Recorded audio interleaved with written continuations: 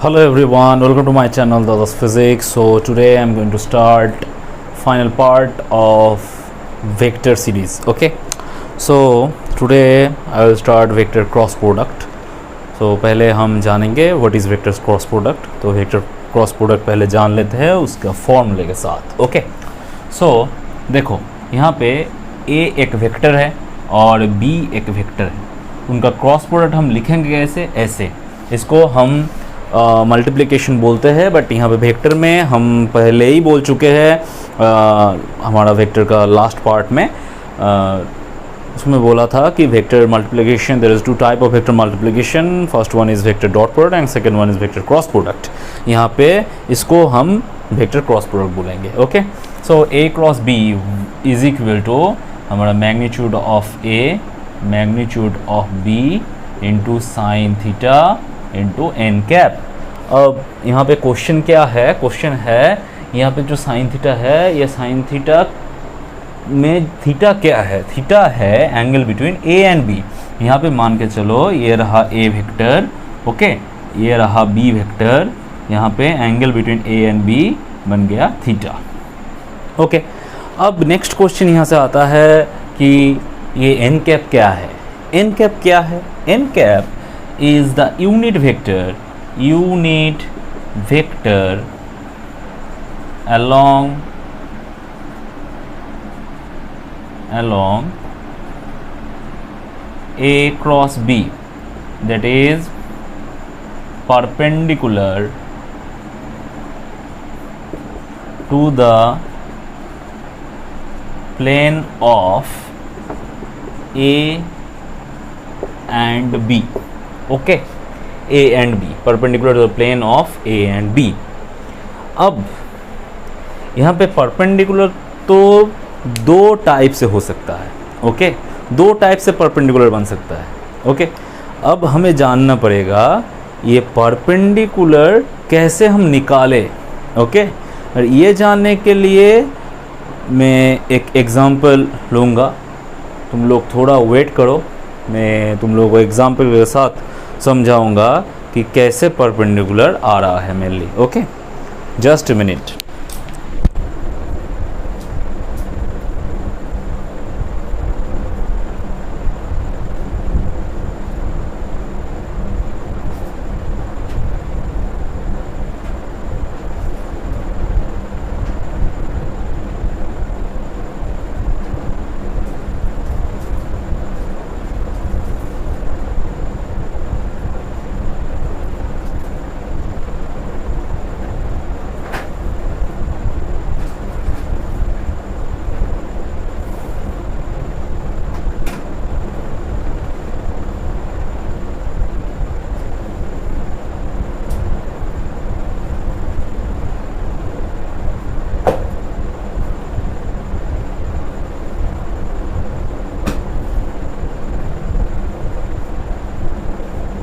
Okay, so तुम लोगों के लिए मैं एग्जांपल लेके आया.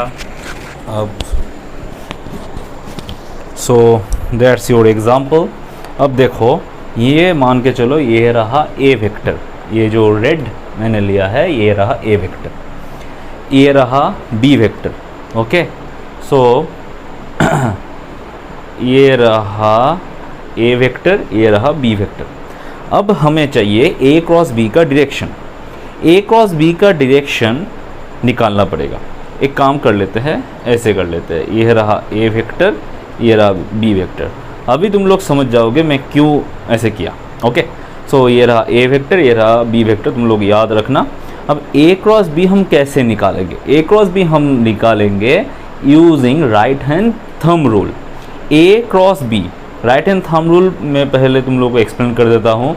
ये हमारा राइट हैंड है. राइट हैंड का थंब रूल ये होता है, अगर मैंने ए क्रॉस बी किया सो ए से बी डायरेक्शन में हमें रोटेशन लेना पड़ेगा थंब को छोड़ के, बाकी जो फिंगर्स है उनका. ओके, सो ए से बी तरह रोटेशन होगा ऐसे, और अब हम थंब को इलोंगेट करेंगे तो डायरेक्शन हो गया अपवर्ड. ये रहा ए वेक्टर, ये रहा बी वेक्टर. फिर से देख लो, ये रहा ए वेक्टर, ये रहा बी वेक्टर. ए से बी रोटेशन लिया और इसको हमने अपवर्ड किया थंब को हमने अपवर्ड किया तो ये हमें दे रहा है ए क्रॉस बी का डायरेक्शन।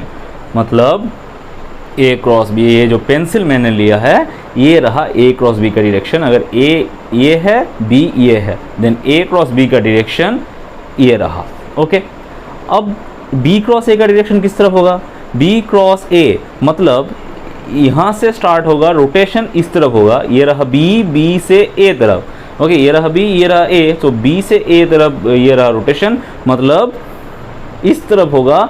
ये अब थंब को मैंने इलोंगेट किया इस तरफ, तो जिस तरफ मैंने थंब इलोंगेट हो रहा है वो रहा बी क्रॉस ए का डायरेक्शन। मतलब बी क्रॉस ए का डायरेक्शन इस तरफ हो जाएगा, ये रहा बी क्रॉस ए का डायरेक्शन। ओके, मतलब यहाँ से तुम लोगों को समझ में आ गया ए क्रॉस बी और बी क्रॉस ए का डायरेक्शन कैसे निकाले। और ये रहा जो एन कैप है ना, ये N cap actually the unit vector along A cross B. मतलब यहाँ पे ये था ए, ये था बी, एन कैप का डायरेक्शन किस तरफ होगा? ए क्रॉस बी, मतलब यहाँ पर। ओके, अब बी क्रॉस ए का एन कैप किस तरफ होगा? इस तरफ। ओके, मतलब यहाँ से और एक बात समझ में आ रहा है कि ए क्रॉस बी और B cross A are in opposite direction. Okay, A cross B और बी क्रॉस ए ये ऑपोजिट डायरेक्शन है। ओके, मतलब A cross B is equal to minus of B cross A. मतलब ये दोनों क्या हो गया? ये दोनों एक्चुअली ऑपोजिट वेक्टर हो गया। ओके, मतलब ए क्रॉस बी और बी क्रॉस ए का अंदर जो बिटवीन में जो एंगल है वो बन गया 180 डिग्री। ओके, सो यहाँ से हमें अगर ये पूछ लिया जाए कि एन कैप को कैसे निकाले, ओके, तो ये रहा इक्वेशन नंबर 1, ये रहा इक्वेशन नंबर 1। अब अगर हमने इक्वेशन नंबर 1 का मॉड ले लिया, मतलब mod of A cross B, mod का मतलब क्या होता है? मैग्नीट्यूड। मैग्नीट्यूड लेंगे तो ये तो मैग्नीट्यूड पहले ही बन गया, ये भी मैग्नीट्यूड है, साइन थीटा भी मैग्नीट्यूड है, एन कैप का मैग्नीट्यूड क्या होगा? 1। सो वहाँ से हमें इक्वेशन नंबर 2 मिल गया। अब equation number 1 divided by equation number 2 करें तो क्या मिलेगा? ठीक से देखो, A cross B divided by mod of A cross B is equal to equation number 1 से मिला A B sine theta N cap, equation number 2 से मिला ए बी साइन थीटा, मतलब A B sine theta cancel हो गया, यहाँ से हमें मिल गया एन कैप। ओके, मतलब N cap is equal to क्या हुआ? A cross B divided by mod of A cross B. Okay, ये रहा एक फॉर्मूला।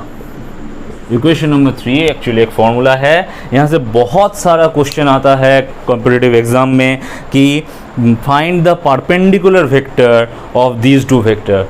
तुम्हें क्या करना है? ए क्रॉस बी निकालना पड़ेगा, उन दोनों वेक्टर का क्रॉस प्रोडक्ट निकालना पड़ेगा और उस जो क्रॉस प्रोडक्ट आएगा उसका यूनिट वेक्टर निकाल लो, तुम्हारा आंसर आ गया। Okay, so N cap is equal to A cross B divided by mod of A cross B. Okay, so यहाँ से हमें एक आइडिया मिल गया, हमें एन कैप का वैल्यू निकल गया। ओके, अब हम देखेंगे और क्या आ सकता है इस ए क्रॉस बी से। ओके, सो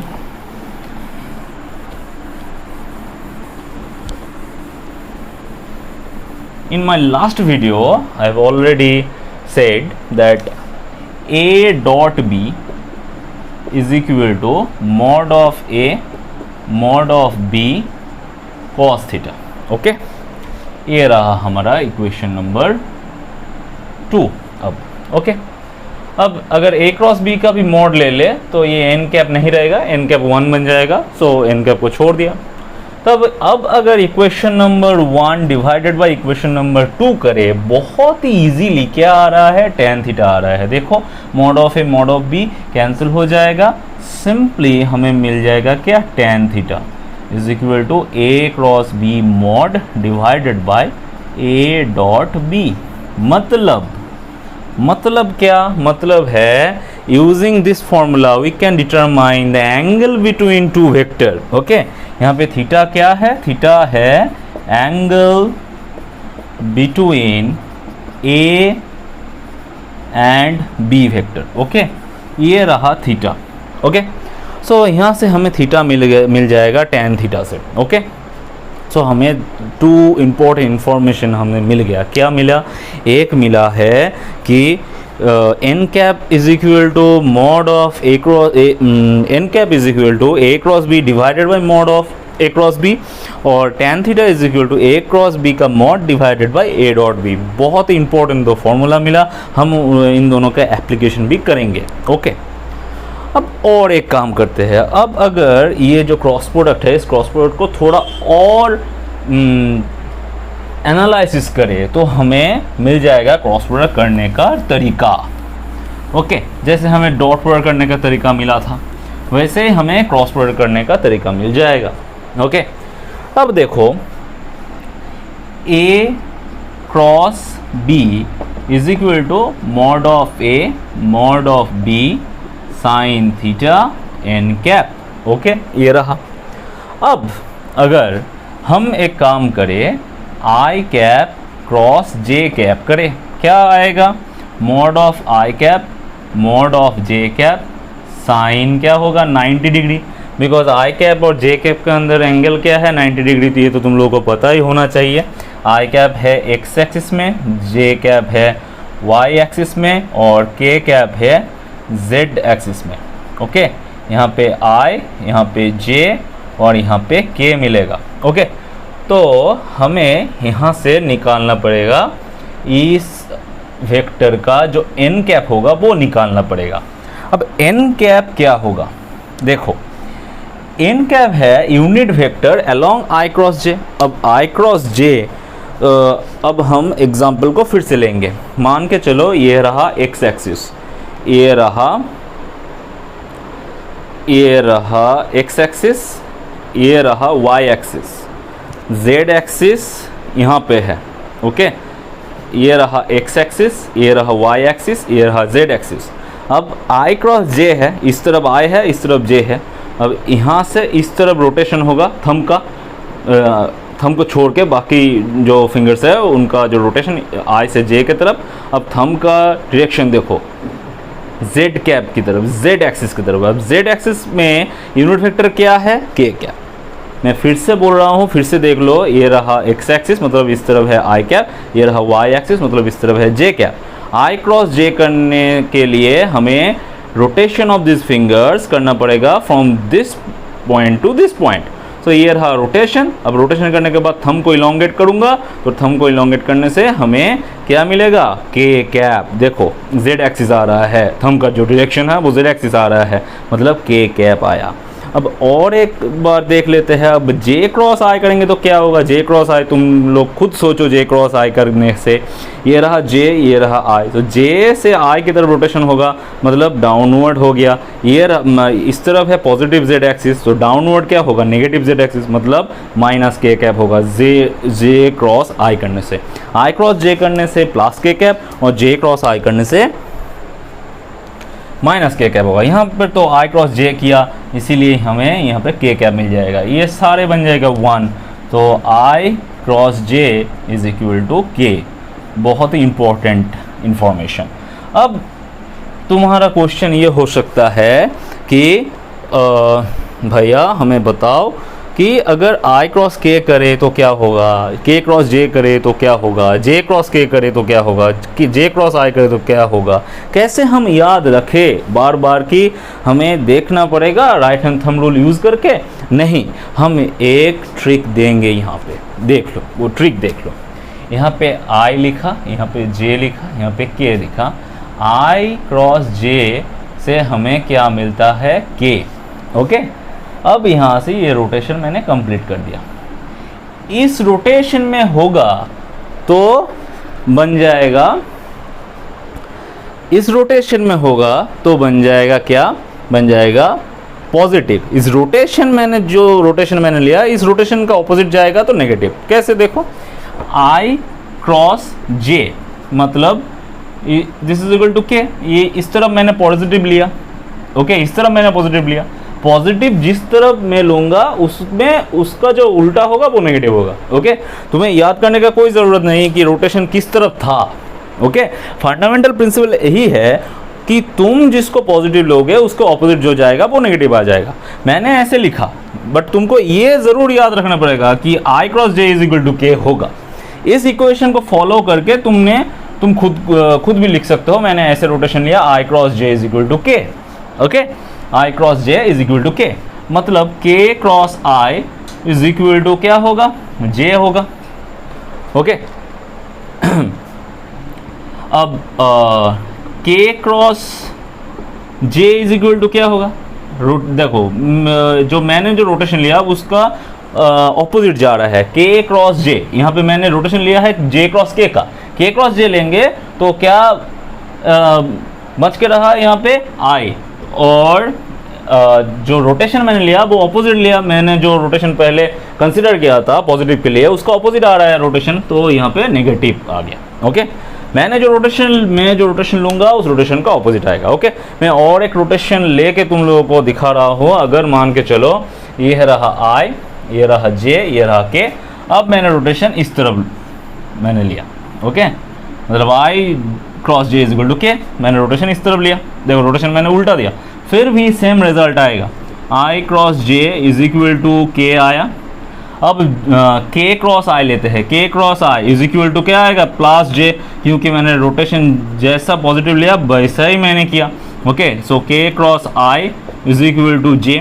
अब देखते हैं K क्रॉस J कर लेते हैं, K क्रॉस J देखो ऑपोजिट रोटेशन में आ गया। मैं जिस रोटेशन को पॉजिटिव कंसिडर किया था उसका ऑपोजिट आ गया, सो यहाँ से आ जाएगा माइनस I। रोटेशन कुछ भी लो, तुम्हें इस चीज़ को फॉलो करना पड़ेगा, I cross J is equal to K। इसको फॉलो करो, इसको फॉलो करके एक रोटेशन ले लो, वो पॉजिटिव है, और उस रोटेशन का जो ऑपोजिट होगा वो ही नेगेटिव होगा। ऐसे तुमको याद रखना पड़ेगा हर एक चीज़ को। ओके, अब दूसरी चीज़ देखते हैं। दूसरी चीज़ क्या भैया, I क्रॉस J तो किया, अब अगर I क्रॉस I करे तो क्या होगा, ये तो तुम लोग खुद ही बता सकते हो। I क्रॉस I करने से क्या होगा, I और I के बीच में एंगल क्या है, I कैप भी x एक्सिस में है और I कैप भी x एक्सिस में है, इन दोनों के बीच में एंगल क्या होगा, 0 डिग्री। साइन 0 लेंगे तो क्या होगा, 0 बन जाएगा, मतलब अगर I क्रॉस I करे तो 0 होगा। ओके, सो ये तुम लोग नोट कर लेना, वीडियो पॉज करके नोट कर लेना। ओके,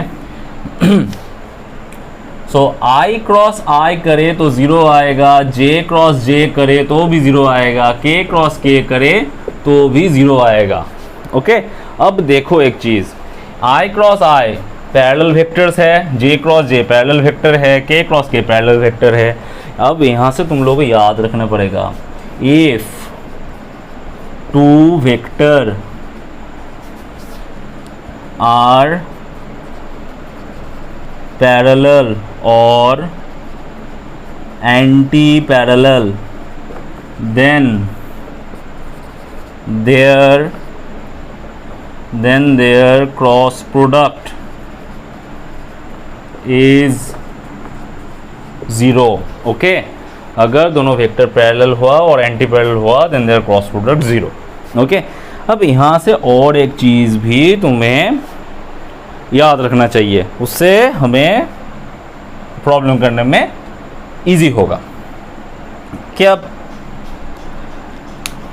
देखो अगर A vector is equal to A1 I cap, B1 J cap और C1 K कैप है, और B vector is equal to A2 I cap, B2 J cap और C2 K कैप है। अगर A पैरेलल B हुआ then A1 by A2 is equal to B1 by B2 is equal to C1 by C2 होगा। ये जो ratio होगा ये same होगा पैरेलल होने से। इसको याद रखना, बहुत सारा प्रॉब्लम बड़ी इजी तरीके से हो जाएगा। Okay, so if parallel then A cross B is equal to 0। कब, जब A पैरेलल B, पैरेलल और एंटी पैरेलल हो तो 0 होगा क्रॉस प्रोडक्ट। ओके, अब तुम्हें याद रखना चाहिए डॉट प्रोडक्ट कब 0 होता है, परपेंडिकुलर होने से। क्रॉस प्रोडक्ट कब 0 होता है, पैरेलल होने से। Okay, I think it's clear. अब हम क्रॉस प्रोडक्ट करना सीखेंगे। कैसे क्रॉस प्रोडक्ट करें, एक एग्जांपल लेके हम सीखते हैं।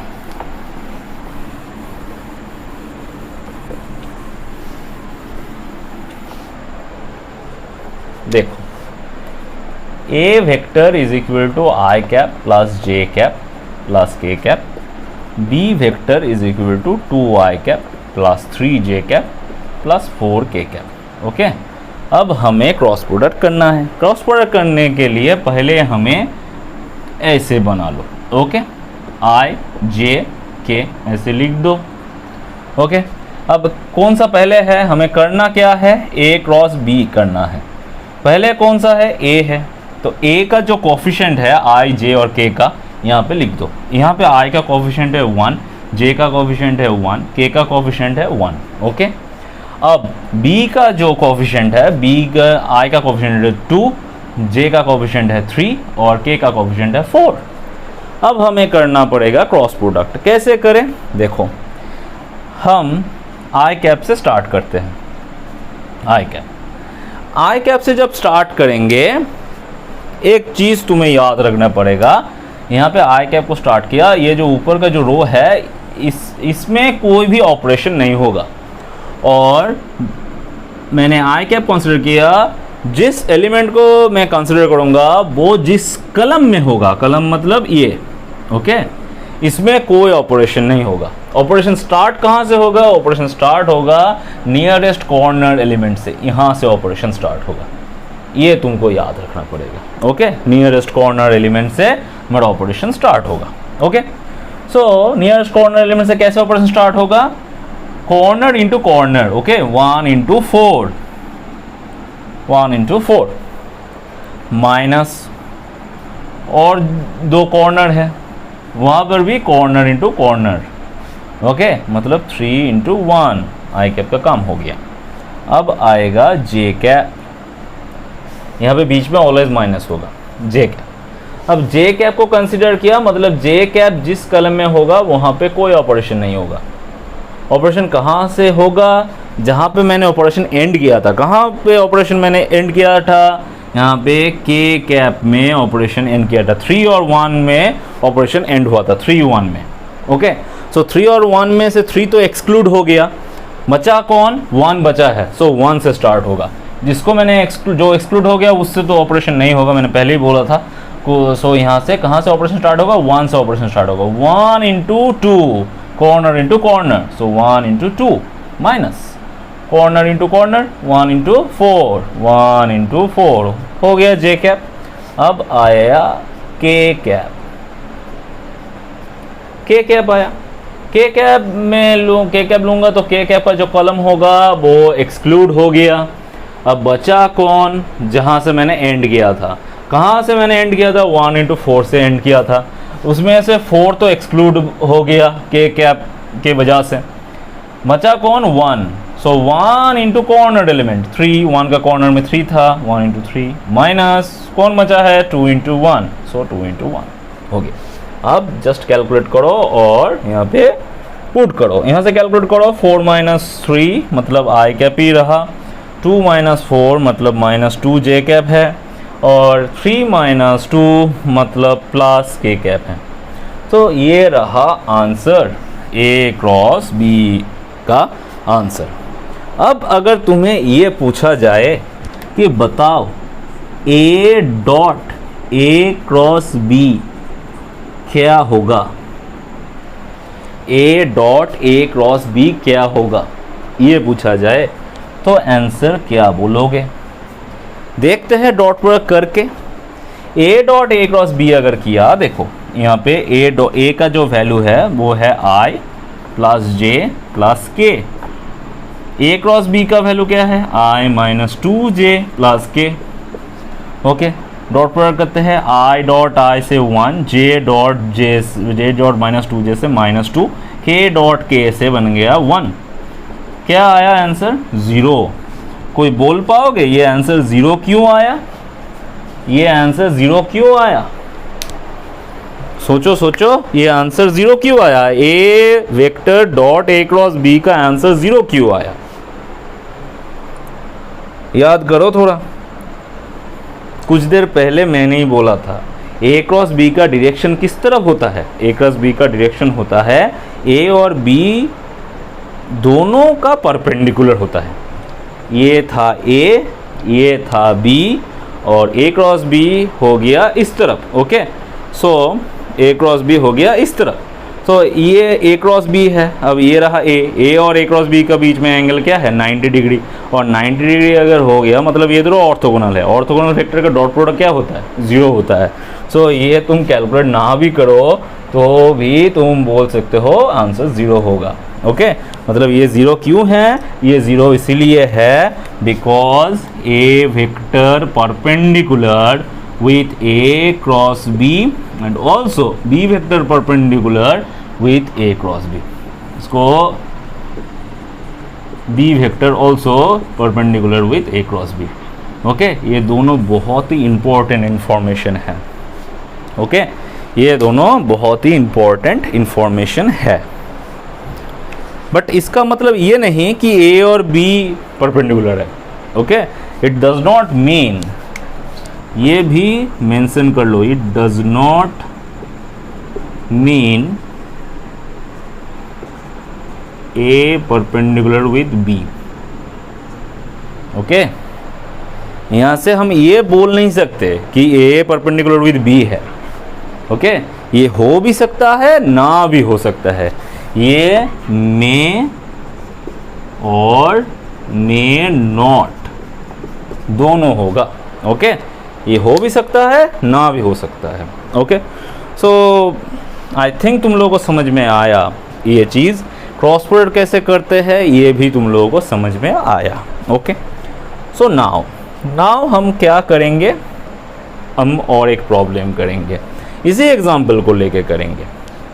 क्या करेंगे, यहाँ पे अगर ये क्वेश्चन रहा कि find N cap, find perpendicular with A and B both, दोनों का परपेंडिकुलर, दोनों का परपेंडिकुलर कैसे निकाले, एन कैप। एन कैप का फॉर्मूला क्या है, A cross B divided by mod of A cross B, ये रहा फॉर्मूला। इसी का एप्लीकेशन यहाँ से हो जाएगा। A क्रॉस B का वैल्यू क्या है, A क्रॉस B का वैल्यू है I माइनस 2J प्लस के। ओके, डिवाइडेड बाय इसी का मैग्नीट्यूड, इसका मैग्नीट्यूड क्या होगा 1 square plus 2 square plus 1 square, मतलब यहाँ से आ जाएगा 1 स्क्वायर प्लस माइनस 2 उसका स्क्वायर प्लस 1 स्क्वायर। यहाँ से आ जाएगा क्या I cap minus 2J cap plus K cap divided by √6। ये रहा आंसर एन कैप का। ये एन कैप का वैल्यू है perpendicular with both A and B। So N cap यहाँ से निकाल गया। ओके, सो ऐसे हम प्रॉब्लम करेंगे। अब हमारा और एक एप्लीकेशन हम देखेंगे इस क्रॉस प्रोडक्ट से। क्या, इन सबको नोट कर लेना, इन सबको नोट करना है। ओके, वीडियो को पॉज करके नोट कर लेना। कोई भी डाउट होगा तो कमेंट सेक्शन में बोलना। नीचे जो ग्रुप का लिंक दिया हुआ है टेलीग्राम का, उसमें ऐड हो जाना, उसमें कमेंट करना।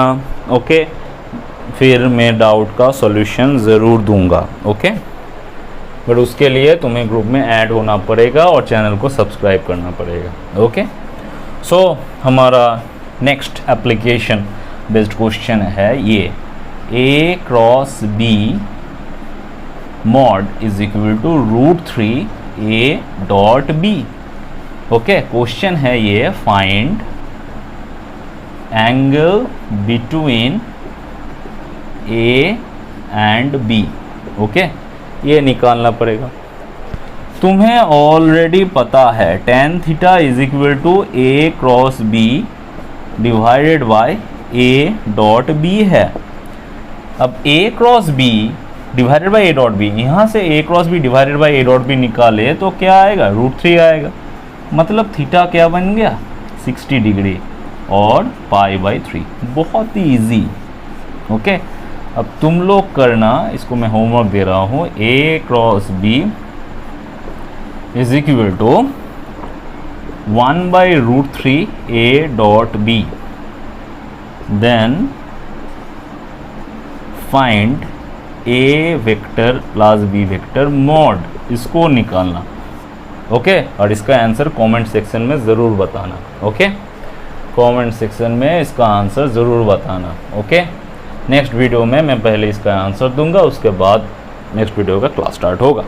ओके, सो हम यहाँ से एंगल निकाल सकते हैं। अब बहुत ही इम्पोर्टेंट और एक एप्लीकेशन हम करेंगे क्रॉस प्रोडक्ट का। देखो, चलो आगे बढ़ते हैं क्रॉस प्रोडक्ट का और एक इम्पोर्टेंट एप्लीकेशन देखने के लिए।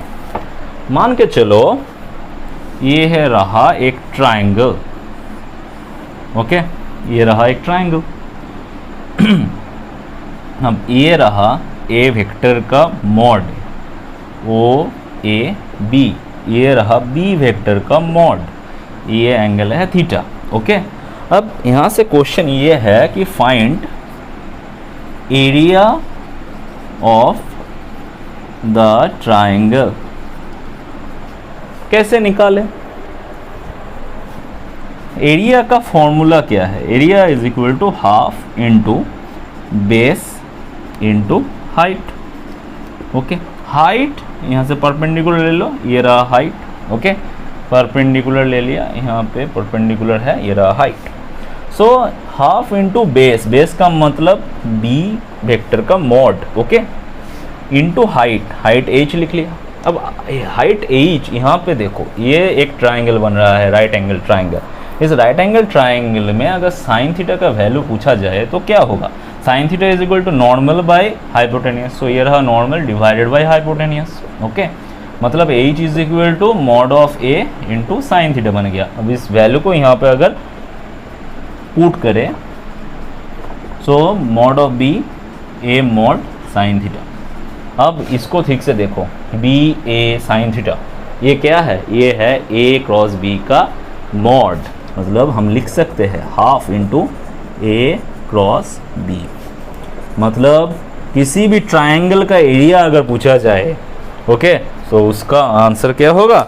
Half into mod of A cross B. Simple, उस ट्रायंगल का एरिया निकालने के लिए उस ट्रायंगल का दोनों साइड का क्रॉस प्रोडक्ट कर लो, आंसर मिल जाएगा। ओके, बहुत ही इजी है। इसके लिए भी मैं एक होमवर्क दे रहा हूँ, कमेंट सेक्शन में उसका आंसर मुझे चाहिए। Okay, A vector, okay, P Q R is a triangle, P Q is equal to I cap plus J cap and P R is equal to 3i cap plus k cap. Find area. Okay, do this and answer me in comment section. Okay, so आज के लिए इतना ही। ये रहा हमारा cross product. जो भी doubt होगा कमेंट सेक्शन में पूछना। नेक्स्ट वीडियो में हम एक नया सेशन लेके आएंगे। अगर तुम्हें वेक्टर का कोई प्रॉब्लम सेशन चाहिए, फुल वेक्टर का पांचों जो पार्ट है वो 5 पार्ट को मिला के कोई प्रॉब्लम सेशन चाहिए, then please mention in the comment, then मैं प्रॉब्लम सेशन लेके आऊँगा।